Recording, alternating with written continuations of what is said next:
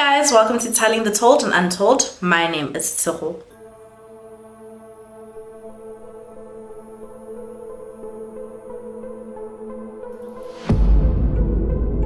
Before we go straight into today's case, I do have a content warning for you guys. In this video, we do talk about suicide, so if that's not something you think you're interested in watching, then this video probably isn't for you, so maybe you can watch some of my other videos or just wait for my next upload. In today's case, we are talking about South Africa's second youngest female killer, Marlene Lehnberg, also known as the Scissor Murderess, who we briefly spoke about in last week's video. And with that, let's go straight into today's case. Marlene Lehnberg was born on the 15th of October 1955, and her father Arthur had left school before completing matric, and after this he married Marlene's father Mavis, and in their relationship they did struggle financially, and because of this they moved in with Arthur's parents and they lived in the garage, and this is where they started their own little family, and they would eventually go on to have 5 children. When Marlene was 2 years old, her father was doing better financially, and because of this, he was able to move the family out of his parents' garage and into an apartment near the Cape Flats. And a couple of years later, he was doing even better financially, and he managed to buy the family a home in Plumstead. Despite the outward appearance of being a young daughter in a close-knit family, Marlene's childhood was devoid of affection and filled instead with hard judgment. Marlene had been an unplanned child, and this had upset her father so much that when she was born, he barely gave her any love or affection. But this was completely different with one of Marlene's sisters, Vivian, who her father showered with love and affection. And even though Marlene wasn't close with her father, she did try and get a bit close with her mother, but even their relationship was barely anything. At school, Marlene performed well academically, but her social and cultural skills were lacking. She was described as a loner at school, and when she would go home, she would be isolated, so she would be a loner at home too. Marlene was not allowed to go to the cinemas. Remember, this was in the 1990s during apartheid, and there was TV, but it was a bit conservative and not like it is today. So a lot of children would go to the cinemas, but Marlene was forbidden from going there. She was also forbidden from dancing and wearing any makeup. By her early teenage years, Marlene became a part of the local church, and she joined the choir and assisted at Sunday school. And even though her family was ultra conservative, they were not church goers. Despite her academic achievements, Marlene was forbidden from going to the end of year prize giving at her school, and soon after this she left school in standard 8, which is grade 10, and she was just 16 years old. Fortunately, immediately after this, she got a really good job. This was in February 1972, and she started her first job as a receptionist at the Red Cross War Memorial Children's Hospital in Rondebosch. Marlene always had to look prim and proper, more so when she would go to work, and she would always make sure to put on makeup. And even when she would put on makeup, sometimes she would remember her dad's words, and her dad would always say that a woman who wore blush was asking for trouble. Marlene started working at the orthopedic workshop alongside Christiaan van der Linde, and she was drawn to Christiaan, a person who she saw as being warm and a friendly father figure. And Marlene says that she felt her heart beating faster from the moment Christiaan said welcome, and he struck her as something special and impressed her tremendously. Christiaan was the workshop's chief technician, and it's clear that 16-year-old Marlene was drawn to him. Christiaan was a 45-year-old man at the time they met, and he was married to Susanna, and they had 3 children, 2 boys and a girl. During their first year working together, Marlene and Christiaan had a close but platonic friendship. Marlene would receive patients at the reception, and Christiaan would fit them up with artificial limbs. Marlene would do the filing, and Christiaan would take the measurements, and things just made sense. It's not known who crossed the line first, but in April 1973, Marlene and Christiaan started an affair. Marlene was 17 years old and Christiaan was 47 years old. And the two of them continued their relationship during that year, and they kind of formed a routine. They would often go to the Rondebosch Common or the Pardon Eland Industrial area, and these were their 2 favorite places to go. They would sneak off during their working hours, or sometimes they would go after work. And the strange thing about them going to the Common is that even though the Common is described as this beautiful place, it was walking distance from the office, so they could really just like leave the office. Like one person would leave at one time, the other one would leave at a different time. They would meet up there, but there weren't a lot of hiding places. So if you're having an affair and you meet close to your offices, people from work are bound to see you. But it was romantic, and they could look at Table Mountain. But even during their affair, Christiaan made sure that on weekends they didn't see each other, because weekends were strictly for his family. By 1974, Marlene was 18 years old, and this adoration that she had for Christiaan turned into an obsession. She wholeheartedly believed that her and Christiaan would end up together, even though Christiaan had told her multiple times that he was never going to leave his wife. They never do. And even though Christiaan told Marlene that he was never going to leave his wife, she still believed that he would, and she was determined. By early 1974, though, Christiaan abruptly stopped their affair, and this is because he believed that someone was watching them. The Van der Linde house had been receiving phone calls, and someone had been telling Susanna that her husband wasn't just filling artificial limbs at work. But even though their relationship stopped abruptly, it still continued. By July, Marlene was becoming desperate, so she told Christiaan that she was going to leave Cape Town, and it was sort of a unspoken ultimatum. Either you leave your wife or I leave forever. And Christiaan convinced her not to leave Cape Town, and she didn't. She stayed, Christiaan stayed with his wife, and their affair continued. But by September, Marlene had had enough. The two of them would constantly argue about their future together, and Marlene was just tired of this back and forth. So she decided to take matters into her own hands, and she was going to call Susanna.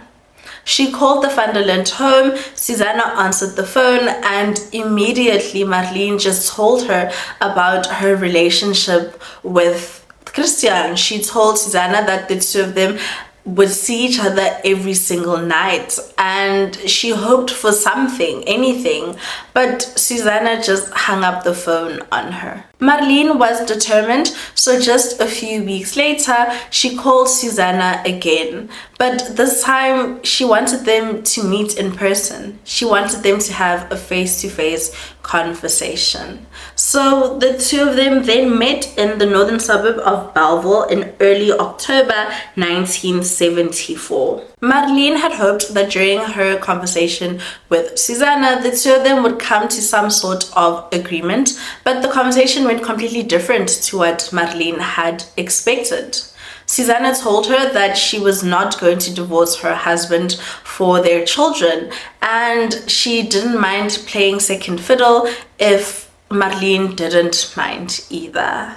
But Marlene minded, and it became clear to her that Susanna was never going to leave Christiaan, so she had to do something else so that she could have him all to herself. It was around this time that Marlene met 33-year-old Martinez Tshego, who had lost a leg in a motor car accident, and he had went to the orthopedic workshop to have an artificial limb fitted. After her meeting with Susanna, Marlene couldn't stop thinking about Martinez, and she did a little digging. Marlene discovered that Martinez was unemployed and he would spend most of his days at the Solly's trading store. So she then wrote him a letter, and the delivery address was Solly's. In the letter, Marlene asked Martinez to meet with her at the orthopedic workshop, and she said that there was a lot of money in it. And Martinez, who was desperate for a job, who had lost his self-esteem and had both emotional and physical disabilities, saw this as an opportunity to make money. So he went to the orthopedic workshop. And once he got there, Marlene just handed him a R1 note and told him to meet her at the Rondebosch town hall at 7 that evening. R1 in 1974 is equivalent to 60 Rand in today's money, and we're not too sure what Marlene wanted Martinez to do with this money, but it was possibly transport money so he could get to Rondebosch hall. The two of them met that evening, and Marlene gave Martinez a bottle of gin and asked him to kill a woman for her. And at first Martinez declined, and he said that he would be sent to the gallows, but Marlene convinced him and he eventually agreed. Several days later, he went to the address in Boston, Belleville that Marlene had given him. It was the address for the Vanderlinde home on Gladstone Street. And Martinez says that the reason why he went there is so that he could warn Susanna that she was in trouble. But once he got to the door, he just knocked, and when Susanna opened the door, he just asked her for money, and she told him that she didn't have any and closed the door. A week later, Martinez and Marlene met in Rondebosch, and Martinez told Marlene that he couldn't go through with the murder. He was too scared. But Marlene gave him a radio as some sort of payment and told him that if he killed Susanna, she would make sure that he gets an artificial limb. Martinez then went to Belleville again, but on this occasion he simply just walked past the house and he didn't go inside. Shortly after this, Marlene sent Martinez a second letter, and she was just urging him to go through with the murder and told him that he should use a knife if he has to. Martinez replied and told Marlene in a letter to just call him at work, and she called him and they spoke on the phone, and she was just trying to convince him to go through with this murder. She even told him that if he killed Susanna, then she would give him a car and also have sex with him. Then in October 1974, Marlene handed in her resignation letter to the orthopedic workshop and Christiaan and told them that she was leaving Cape Town. And a couple of days later, on the 24th of October, Marlene fetched Martinez from his home in retreat and drove him to Belleville in her car. Martinez had a hammer that he was to use to kill Susanna, and once they got close to the area, Marlene just dropped him off and sped away. Martinez was seen by Susanna, who immediately recognized him as the man who had knocked on her door a couple of weeks before asking for money, and she immediately called the Belleville police station. And the reason why this was also a bit concerning for Susanna is because this was during apartheid and she lived in a white area and Martinez was colored. So having a colored man in the area, not just it being racist, which really was racist, but it was like, what is this man doing here again?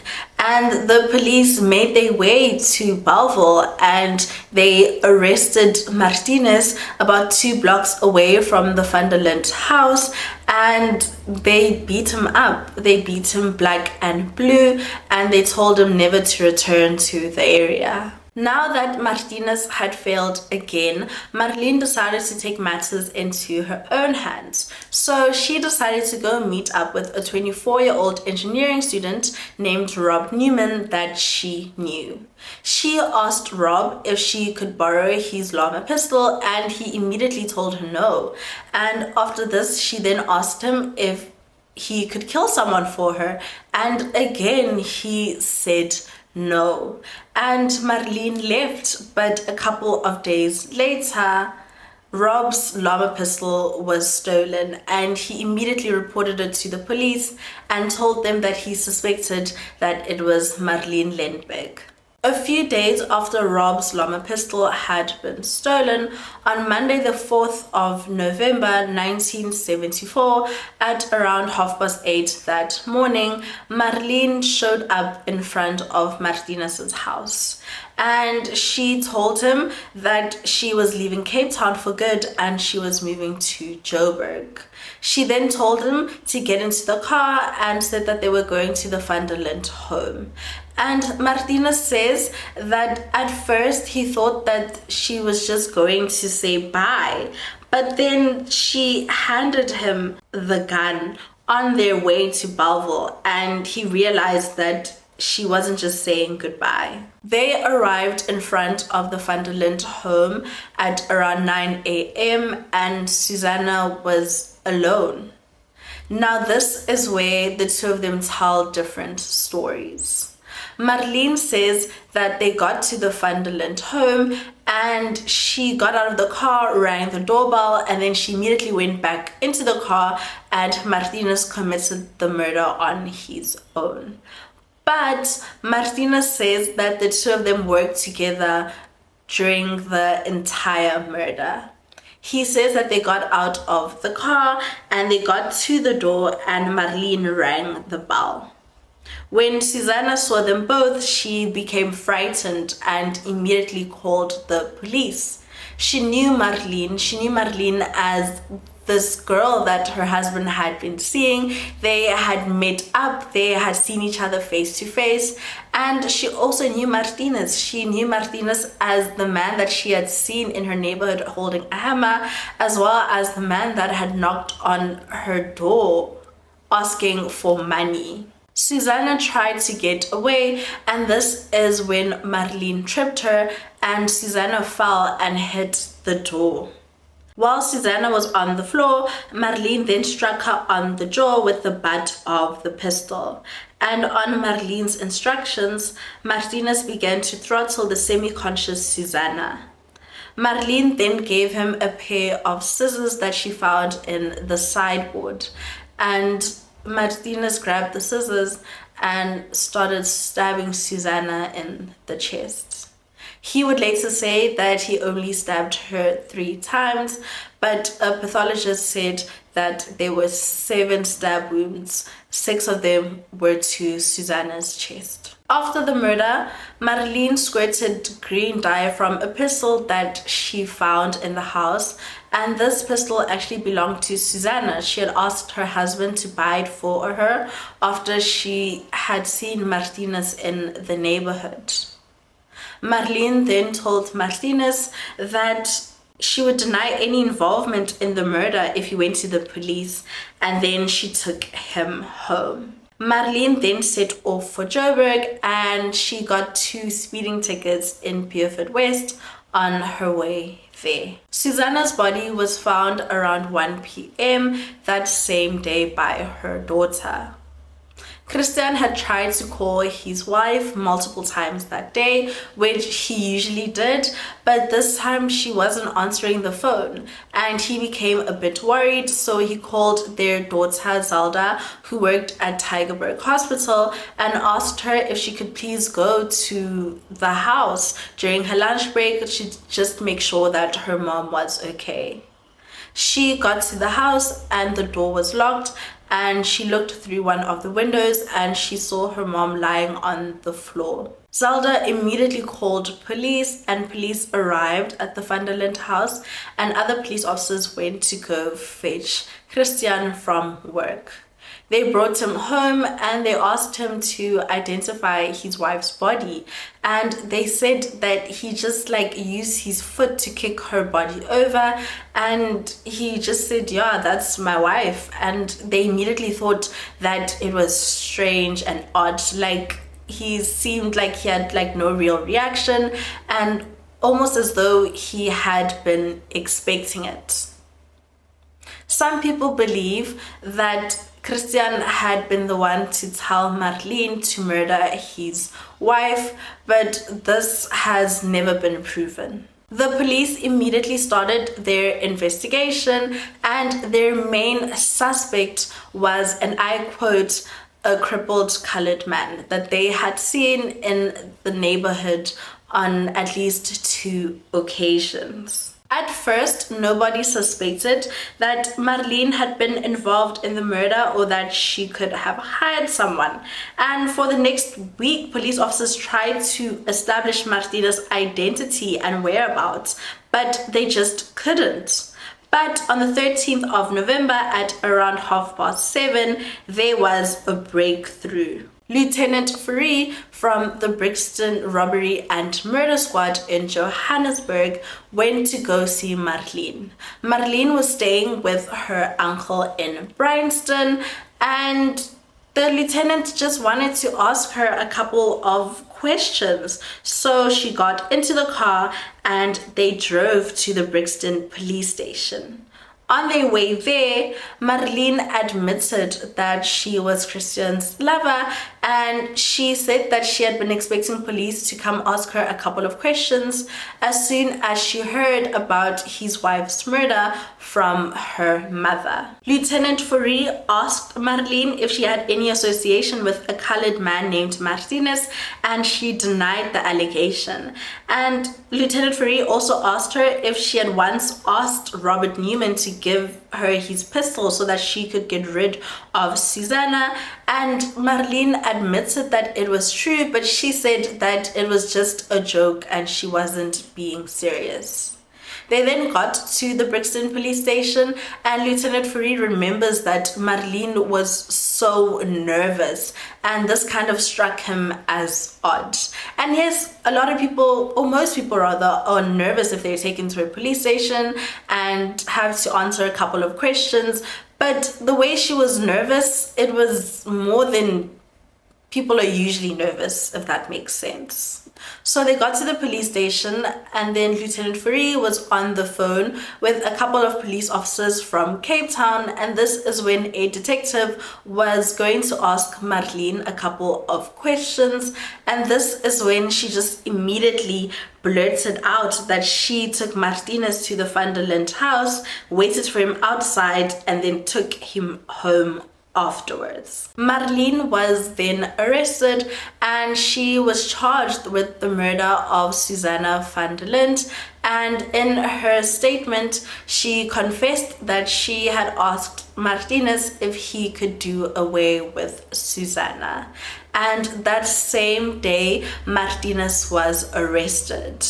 I'm not too sure when, but they did search his home, and they found 2 pistols. They found the llama pistol that belonged to Robert Newman that Marlene had obviously stolen, as well as the green dye pistol that Christiaan had bought for his wife Susanna.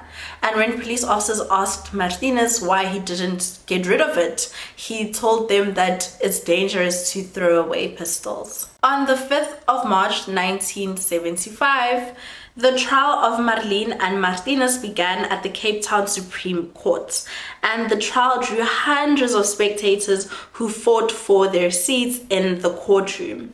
And they had a hearing that lasted 7 days. The state called more than 30 witnesses, and after this, the judge and his 2 assessors went to go deliberate, and they deliberated overnight and returned with a guilty verdict for the 2 accused. The court found no extenuating circumstances, and Marlene Lehnberg and Martinez Tshego were sentenced to death for the murder of Susanna van der Linde, and they were to be hanged in the gallows. But just 2 months later, the case was reopened on appeal, and in July 1975, their death sentences were set aside. Marlene was then sentenced to 20 years imprisonment and Martinez to 15 years. After the trial, Christiaan moved to Krugersdorp so that he could go visit his wife's grave on her family's farm in the Magaliesberg Mountains every day. And he also had some interviews where he said some outrageous things. Christiaan said, and I quote, "Men have had mistresses since time immemorial and will continue to have them. Many of these relationships flower into something beautiful, as happened to me and Marlene, whom I called Sweetie. Her love for me drove her to kill my wife, but how does that make me evil?" Throughout the trial, Christiaan vowed that he was going to visit Marlene in prison every single day, and he did support her. But after her conviction and coming to the realization that his wife was never coming back, and Marlene had murdered his wife and left his children motherless, he never visited Marlene in prison again. Years later, Christiaan spoke about the struggles between having a stable, loving wife and a seductive teenager who knows no right or wrong. Christiaan also expressed remorse for ever having met Marlene Lehnberg. Christiaan died in 1983, 9 years after his wife's murder, as a lonely man. 3 years later, in July 1986, Martinez was released and became an evangelical preacher. In 1992, 5 years after his release, Martinez Tshego died in a car accident on the N7. Marlene was paroled in December of the same year that Martinez was released, and while she was in Pollsmoor prison, she really excelled academically again. Marlene studied music, computer programming, and finance, and she also completed a degree in psychology. Once Marlene was released from prison, she declined the option of changing her name, and her next relationship was with her fellow prisoner, Jennifer Westfall, and their relationship lasted 9 years. Marlene went on to open a saloon in Johannesburg as well as a modeling agency, and she never made use of her psychology degree. In October 2015, just 5 days before her birthday, Marlene Lehnberg took her own life. She had suffered from osteoporosis for years, and this is a condition where your bones become weak and brittle, making them more likely to break. And she had also been diagnosed with breast cancer. Marlene could no longer take the severe pain that she was living in, so she decided to take her own life alone in her home.